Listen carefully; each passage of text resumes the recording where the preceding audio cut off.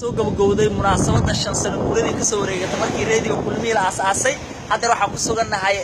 hotelka SYL ee Muqdisho waxa ila jooga asxaab qaali ah deeqa maxamuud qaasim waatana ardasheena ka dambeeyay maxamed karaama ka sii dambeeya raxmo yuusuf jimcaalna ugu dambeeysa midaan sanad guurada uga bilaabaya waxaan ku hormarayaa deeqa maxamuud qaasim fiidiyoga waxa u soo duubnay saaxiibkeen Sharmaarka Abuukar Amiin oo jooga wadanka Finland horeyna sanad guuradii hore noola joogay deeqa maxamuud qaasim oo munaasabada ka qayb gashay ku bilaabaya deeqo hay wad maadsantahay maxamed xasan bashle waxaan hambalyo leeyahay oo maanta naga maqan isaga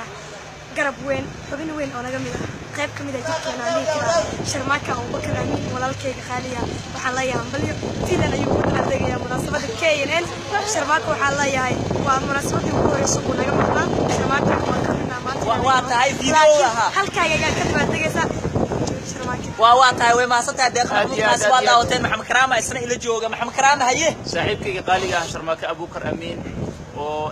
labadii xaflad ugu dambeysay kala joognay waxaan maanta aad uga xumahay in uusan nala joogin sanad guuradii shanaad ee radio KNN Sharmaarka Abuukar Amiin waa ku salaamay filan ayuu ku salaamay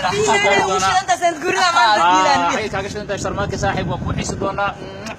Sharmaarka sidoo kale waxaan rabaa inay hambalyo ku diraan arda sheeno iyo raxmo yuusuf jimcaal waxaan ku hormarayaa arda sheena ku hormarayaa arda haye maanta munaasabadii waa ka qayb gashay aad iyo aad munaasabada SYL ka dhacaysa maanta ka qayb galayna Sharmaarka naga maqan waxaan leenahay